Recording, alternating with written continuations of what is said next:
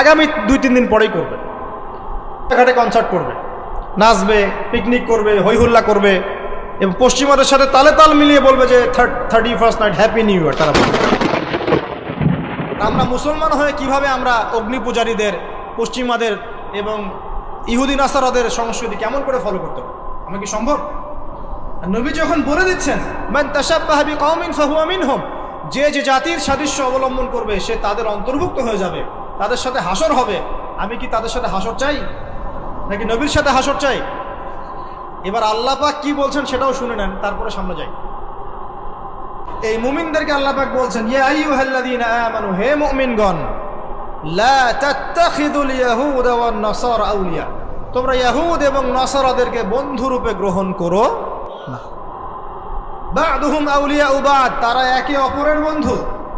ওয়া মান ইয়াতাওয়াল্লাহুম মিনকুম ফাইন্নাহু মিনহুম, তোমাদের মধ্যে কেউ যদি ওদের দিকে মুখ ফিরায় সে আমাদের অন্তর্ভুক্ত না, তাদের অন্তর্ভুক্ত। ইন্নাল্লাহা লা ইয়াহদিল কওমাজ জালিমিন, আর আল্লাহ পাক এই জালেমদেরকে কখনো হেদায়েত করবেন না। মানে আমরা যদি ওদের অন্তর্ভুক্ত হয়ে যাই আমরা জালেম হয়ে যাব, আর এই জালেমদেরকে আল্লাহ পাক হেদায়েত করবেন না। আগামী 2-3 দিন পরেই করবে। ঘাটে কনসার্ট করবে, নাচবে, পিকনিক করবে, হইহুল্লা করবে এবং পশ্চিমাদের সাথে তালে তাল মিলিয়ে বলবে যে 31st night happy new year. তারা বলবে আগামী 2-3 দিন পরেই করবে। কিন্তু আজকে আরবি মাসের কয় তারিখ বলতে পারবে না। আরবি বর্ষপঞ্জি আছে না, ক্যালেন্ডার, আরবি নববর্ষ কবে, প্রথম মাসটার নাম কি সেটা বলতে পারবে না। রমজান মাস, তার আগে কোন মাস, পরে কোন মাস বলতে পারবে না। কিন্তু 31st নাইট তারা চিনে। তারা লাইলাতুল কদর চিনে না, তারা লাইলাতুল কদর চিনে না, 31st নাইট চিনে। আপনি কোন প্রজন্ম তৈরি করছেন দেখেন। ওই যে বারবার একটা কথা বলি, 15-20 বছর পড়াশোনা করে 15টা সূরা শিখছেন না। 15 বছর পড়াশোনা করে আপনি 15টা হাদিস শিখছেন না। শিখেছেন? 15 বছর পড়েছেন, 10 জন জান্নাতের সার্টিফিকেট প্রাপ্ত সাহাবীর নাম বলতে পারছেন না। নবীজির 10 জন স্ত্রীর নাম বলতে পারছেন না, তার জীবনী বলতে পারছেন না, ঈমান ভঙ্গের কারণগুলো বলতে পারছেন না, কোনো কোনো ক্ষেত্রে ওযুর মাসআলাগুলোও বলতে পারছেন না, কোনটা ফরজ কোনটা সুন্নাত। এমন আছে না? এবং এদের সংখ্যা কি কম না বেশি? এদের সংখ্যা কোটি কোটি, এমন কোটি কোটি মানুষ আছে বাংলাদেশের মাটিতে। আমরা সবাই মাশাআল্লাহ দুনিয়াবি ক্ষেত্রে শিক্ষিত হয়েছি ঠিকই, কিন্তু দিনের বেসিক জিনিসগুলো শিখি নাই। আপনি দেখবেন, আমি দেখাবো, কে আছেন বলেন জান্নাতি 10 জন সাহাবীর নাম বলতে পারবেন? একজন ব্যক্তি দাঁড়ায় যান দেখি। যদি বলতে পারেন আমার পক্ষ থেকে নগদ 1000 টাকা পুরস্কার। জান্নাতি 10 জন সাহাবী, এই দুনিয়াতেই তারা জান্নাতের সার্টিফিকেট পেয়েছেন। আল্লাহ নবী বলেছেন তুমি জান্নাতি, তুমি জান্নাতি, তুমি জান্নাতি। 10 জন বলতে পারবেন কেউ? কিন্তু বিশ্বাস করেন, আমি যদি এখন ধরি কোনো পুরস্কার দিব না, 1 টাকাও ভাদিয়া নাই, আমাকে বলেন বাংলাদেশ ক্রিকেট টিমের 10টা প্লেয়ারের নাম বলেন, সবাই বলতে পারবে। পারবে না? 10 জন ইন্ডিয়ান নায়কের নাম বলতে বলেন, পারবে। 10 জন ইন্ডিয়ান নায়িকার নাম বলতে পারেন, পারবে। 10 জন আর্জেন্টিনার প্লেয়ারের নাম বলতে পারেন, পারবে। 10টা ব্রাজিলের প্লেয়ারের নাম জিজ্ঞাসা করেন, পারবে। এগুলো পারবে তারা। পারবে কি না? সত্যি কথা বলেন, পারবে কি না? অবশ্যই পারবে। 10টা বাংলা সিনেমার নাম বলেন, পারবে। 10টা হিন্দি সিনেমার নাম বলেন, পারবে। পারবে কি না? সত্যি কথা বলেন, পারবে কি না? অবশ্যই পারবে। না পারলে তো আলহামদুলিল্লাহ, আপনার জন্য দোয়া থাকবে যে পারেন নাই। কিন্তু বেশিরভাগ ছেলে পেলেই পারবে, বেশিরভাগ মেয়েই পারবে।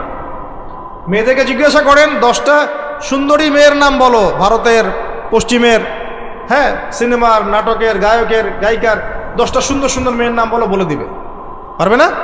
জিজ্ঞাসা করো আজকে গিয়ে যে 10 জন জান্নাতের সার্টিফিকেট প্রাপ্ত 10 জন সাহাবীর নাম কি, দেখবেন বেশিরভাগই বলতে পারবে। এই বিষয়টাকে আপনি কি মনে করছেন?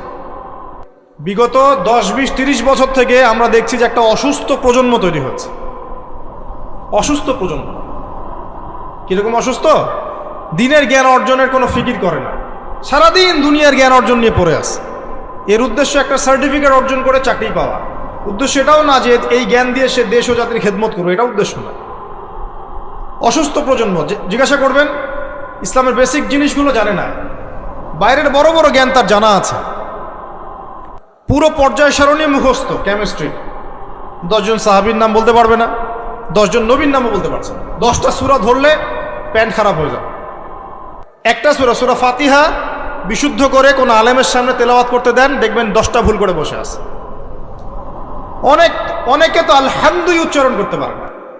কেমন আছেন? আলহামদুলিল্লাহ ভালো আছে, আলহামদুলিল্লাহ ভালো আছে, আলহামদুলিল্লাহ। আলহামদুলিল্লাহ মানে কি? আলহামদুলিল্লাহ মানে সমস্ত প্রশংসা কার জন্যে? আল্লাহর জন্য। আর আলহামদুলিল্লাহ মানে সমস্ত ধ্বংস আল্লাহর জন্য। নাউযুবিল্লাহ। অর্থ কি হয়েছে দেখছেন? আলহামদু মানে ছোট হায়া হাওয়াজ দিয়ে পড়লে অর্থ পরিবর্তন হয়ে যায়, উল্টা অর্থ হয়। আর আলহামদু বললে অর্থ পারফেক্ট হয়। কুল হুয়াল্লাহু আহাদ, কুল বললে একটা অর্থ হয়, আর কুল হুয়াল্লাহু আহাদ বললে আরেক অর্থ হয়।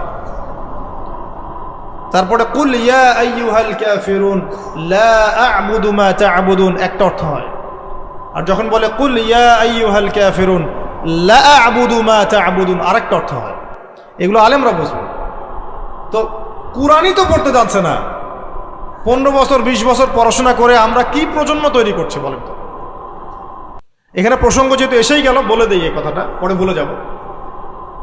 যে খ্রিস্টপূর্ব প্রায় 46 সালের দিকে এক ব্যক্তি ছিল, তার নাম ছিল জুলিয়াস সিজার। কি নাম? Julius Caesar. এগুলো আমি আসলে অনেকদিন আগে পড়েছি, আমার মাথায় এত লাইভলি নাই, আর এগুলোর চর্চা করা আমি বন্ধ করে দিয়েছি। আমাদের ফিলোসফির কিছু বই ছিল, এগুলোতে হিস্ট্রিগুলো ঘাটা ছিল সবগুলো, আর হিস্ট্রির একজন গভীর ছাত্র। তো এই জুলিয়াস সিজার নামক এক ব্যক্তি ছিল, যে আসলে সিজার নামক এক দেবতার উপাসনা করত। কথা বুঝতে পারছেন? ওদের অনেক দেবতা ছিল, এরকম একটা দেবতার নাম ছিল সিজার। ওর নামে সে নামকরণ রেখেছে জুলিয়াস সিজার। এই নক্ষত্র পূজারই ছিল, তারার পূজা করত। কথা বুঝতে পারছেন? তো তারার পূজা যে করে সে কি তাওহীদপন্থী না মুশরিক? বলেন, সে কি ইমানদার না কাফের? কোনটা? এখন সে একটা ক্যালেন্ডার ফর্ম করেছিল, এর নাম হলো এই গ্রেগরিয়ান ক্যালেন্ডার বলে।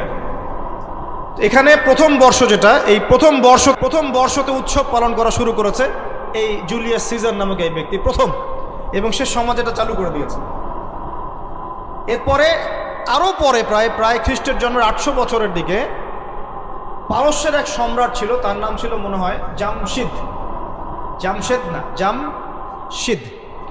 তো এই ব্যক্তি একজন সম্রাট ছিলেন। তো সে আবার এরকম বর্ষ বরণের জন্য একটা মানে উৎসবের আয়োজন করে, তার নাম দিয়েছিল নওরোজ। কি নাম দিয়েছে? নওরোজ মানে বর্ষ বরণ উৎসব। এভাবে এই পারস্য উপমহাদেশে পুরো জায়গাটায় এই নববর্ষ পালনের সংস্কৃতি চলে আসে। এগুলো হতে হতে হতে আজকে এই যে দেখছেন আপনি 31st নাইট, এই যে গ্রেগরিয়ান ক্যালেন্ডার, যেটা মানে পশ্চিমারা সারা বিশ্ব শাসন করেছে না। যখন ব্রিটেন সারা বিশ্বকে শাসন করছিল, আমাদের এখানে ওদের দখল ছিল না। পলাশির যুদ্ধের হিস্ট্রি জানেন না? কত বছর এখানে শাসন করেছে? প্রায় 200 বছর এরা এখানে শাসন করে নাই।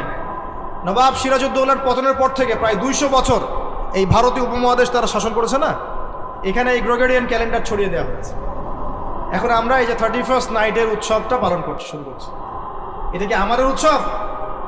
এটা কি মুসলমানদের? কাদের হলো তাহলে? পশ্চিমাদের, রোমকদের, পশ্চিমাদের, যাদের সাথে ইসলামের দূর দূর পর্যন্ত কোনো সম্পর্ক নাই। আর নবী সাল্লাল্লাহু আলাইহি ওয়াসাল্লাম কি বলছেন শোনেন। আল্লাহ নবী বলছেন তোমাদের জন্য আনন্দের উৎসব দুইটা। কয়টা? একটা ঈদুল ফিতর, রমজান মাসের সম সাধনার পরে, কিয়ামুল লাইলের পরে, তারাবির পরে, তাহাজ্জুদের পরে, কোরআন খতম দেওয়ার পরে, যাকাত ফিতর দেওয়ার পরে, ত্যাগের এই মাসের পর আমরা একটা আনন্দ করি, ঈদুল ফিতর। করি কি না? সবাই আনন্দ ভাগাভাগি করে নেই, আলহামদুলিল্লাহ। ওই দিন আল্লাহ পাক কি করেন? আল্লাহ পাক রমজানের রোজাদার যারা ছিলেন সবাইকে মাফ করে দেন, আলহামদুলিল্লাহ। মুক্তি পাই আমরা, নাজাত পেয়ে যাই। উৎসব এটা আমাদের, আনন্দ, খুশি আমাদের। আরেকটা হচ্ছে ঈদুল আজহা, যখন ওই যে ইসমাইল আলাইহিস সালামকে যে কুরবানি করার মহান স্মৃতি, সেই স্মৃতিকে স্মরণ করে আমরা ইব্রাহিমী চেতনায় আবার কি করি? ঈদুল আজহার এই পশু কুরবানির মধ্য দিয়ে নিজের পশুত্বকে কুরবানি দেই, আল্লাহর সামনে আমরা আত্মসমর্পণ করি। করি কি না? এই দুইটা হচ্ছে আমাদের উৎসব। এগুলো বাদ দিয়ে নবীজি বলছেন মান তাশাব্বাহা বিকওমিন ফাহুয়া মিনহুম। কেউ যদি তোমাদের মধ্যে অন্য কোনো জাতির সাদৃশ্য অবলম্বন করে, যে জাতির সাদৃশ্য অবলম্বন করবে সে তাদের অন্তর্ভুক্ত হয়ে যাবে। নাউযুবিল্লাহ। আমরা কি চাই উম্মতে মুহাম্মাদের অন্তর্ভুক্ত হতে, না ওই পশ্চিমাদের অন্তর্ভুক্ত হতে? পশ্চিমা কারা? যাদের মধ্যে ছেলে ছেলে বিয়ে করা জায়েজ। খুশি হয়েছেন? পশ্চিমা কারা? যাদের মধ্যে ছেলে ছেলে বিয়ে জায়েজ, মেয়ে মেয়ে বিয়ে জায়েজ, পর্নোগ্রাফি সবাই করতে পারে, দেখতেও পারে, মদ পান করা জায়েজ, পরকালের কোনো কনসেপ্ট নাই ওদের, লা ইলাহা ইল্লাল্লাহ কোনো কালিমা নাই, মুহাম্মদুর রাসূলুল্লাহ তারা বিশ্বাস করে না। এমনকি তারা বলছে, কয়দিন আগে বললো মেরি ক্রিসমাস, বলেছে না? যে ব্যক্তি বলেছে মেরি ক্রিসমাস 25শে ডিসেম্বরে, সে ওই দিন স্বীকার করে নিয়েছে যে 25শে ডিসেম্বর আল্লাহ পাক ঈসা আলাইহিস সালামকে জন্ম দিয়েছেন। নাউযুবিল্লাহ। কথা মানে বুঝতে পারছেন না? যখনই আপনি এটা পালন করেছেন, তার মানে ওই দিন আপনি স্বীকার করেছেন যে ওই দিন আল্লাহ পাক ঈসা ইবনে মারিয়াম, আল্লাহর পুত্র, নাউযুবিল্লাহ, তাকে তিনি জন্ম দিয়েছেন। এটা স্বীকার করেছেন আপনি, করছেন না? ওই সভ্যতা এর অন্তর্ভুক্ত আপনি হতে চান? ওদের সাথে হাসর করতে চান, নাকি নবী সাল্লাল্লাহু আলাইহি ওয়াসাল্লামের সাথে করতে চান? বলেন। এটা আপনাকে বেছে নিতেই হবে। আপনি মুসলমান হয়ে এটা করতে পারবেন না। ইসলাম এই নামকা ওয়াস্তে পালন করতে পারবেন না। পালন করলে পরিপূর্ণ পালন করতে হবে। উদখুলু ফি সিলমি কাফা। তোমরা পরিপূর্ণরূপে দিনে প্রবেশ করো। তোমরা পরিপূর্ণরূপে দিনে প্রবেশ করো। নামাজও পড়বো, সুদও খাবো, এদিকে জাকাত দিব, আবার এদিকে আমি ঘুষও নিব, এদিকে আমি হজমরাও করব, আবার এইসব পশ্চিমা সংস্কৃতি ধারণ করব, মাদক খাবো, সুদ খাবো, জেনা করব, ফ্রি মিক্সিং করব। এইসব মানে হজবরল ইসলাম পালন করে এই যুগে চলবে না। পরিপূর্ণ ইসলাম পালন করতে হবে। আল্লাহ পাক তৌফিক দান করুন। পরিপূর্ণ ইসলাম পালন করতে গেলে কি আমরা এই উৎসব পালন করতে পারবো? এক নাম্বার দেখালাম যেটা ওই জুলিয়াস সিজারের চালু করা এটা পদ্ধতি, নওরোজ যেটা ওই জামশিদের চালু করা পদ্ধতি। আর আমরা মুসলমান হয়ে কিভাবে আমরা অগ্নি পূজারীদের, পশ্চিমাদের এবং ইহুদি নাসারাদের সংস্কৃতি কেমন করে ফলো করতে পারবো? আমার কি সম্ভব? নবী যখন বলে দিচ্ছেন, মান তাশাব্বাহা বিকওমিন ফাহুয়া মিনহুম, যে যে জাতির সাদৃশ্য অবলম্বন করবে সে তাদের অন্তর্ভুক্ত হয়ে যাবে, তাদের সাথে হাসর হবে। আমি কি তাদের সাথে হাসর চাই, নাকি নবীর সাথে হাসর চাই? এবার আল্লাহ পাক কি বলছেন সেটাও শুনে নেন, তারপরে সামনে যাই। খুব গৌর করে শোনেন। আল্লাহ পাক সূরা মাঈদার 51 নম্বর আয়াতে বলছেন। কত নম্বর আয়াত বলেন? কোন সূরা? সূরা মাঈদার কত নম্বর আয়াত? আয়াতটা ভালো করে হজম করেন। আল্লাহ পাক বলছেন, ইয়া আইয়ুহাল্লাযীনা আমানু, হে মুমিনগণ। মুমিন কারা? আমরা মুমিন না? আমরা আল্লাহ বিশ্বাস করি না? ফেরেশতায় বিশ্বাস করি না?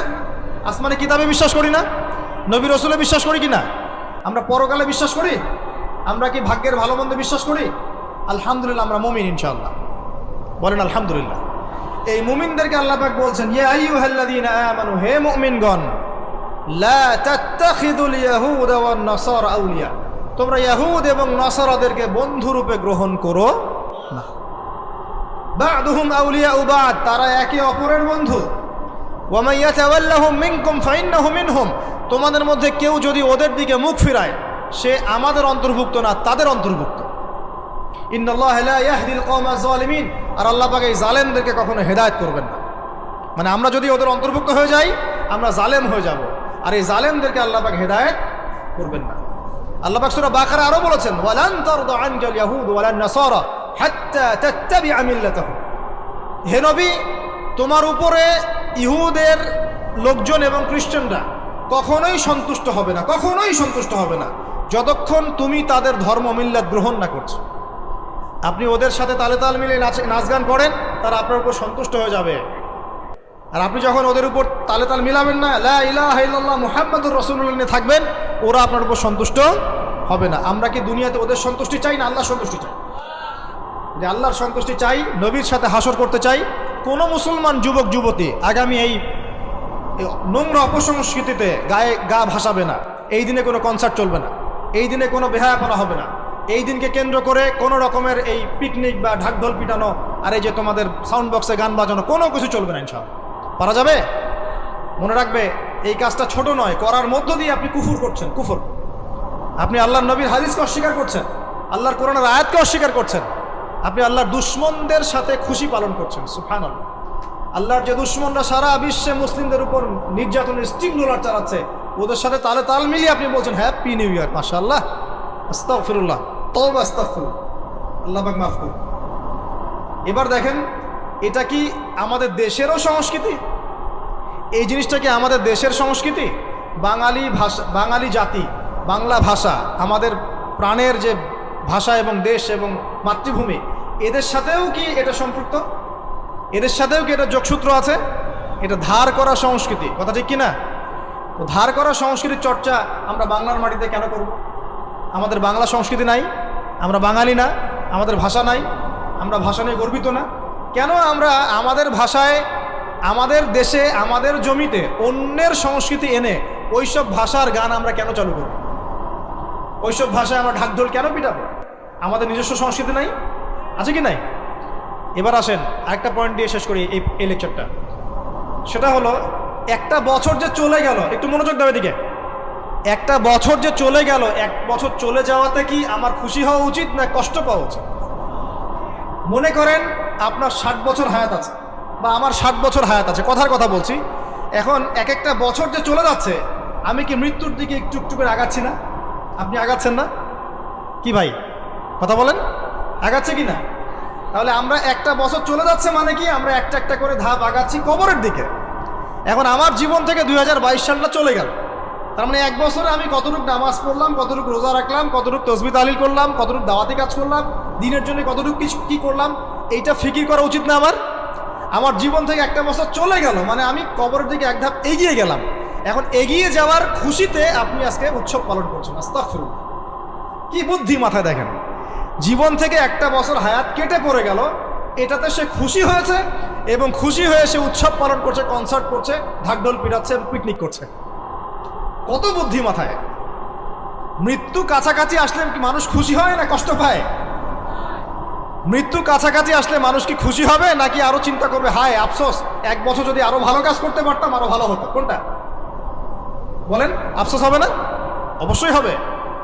হ্যাঁ, তার মানে এখন আপনি যদি কিছু করতেই চান, এই 31st নাইটে যদি আপনি কিছু করতেই চান, তাহলে আমি বলবো, আমার পরামর্শ, সুন্দর করে ওযু করে আইসে আপনাকে জায়নামাজে দাঁড়াতে হবে।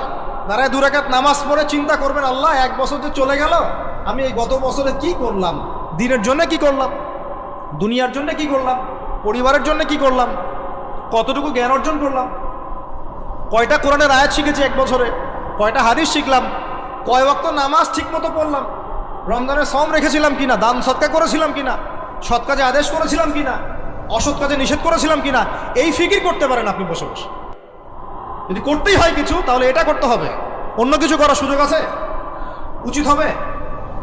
একে তো আমাদের দেশের সাথে এই সংস্কৃতির কোনো সম্পর্ক নাই, এটা দেশদ্রোহিতাও হচ্ছে, আবার ইসলামের সাথেও এর দূরত্ব কোনো সম্পর্ক নাই, ইসলামের সাথে দ্রোহিতা করা হচ্ছে।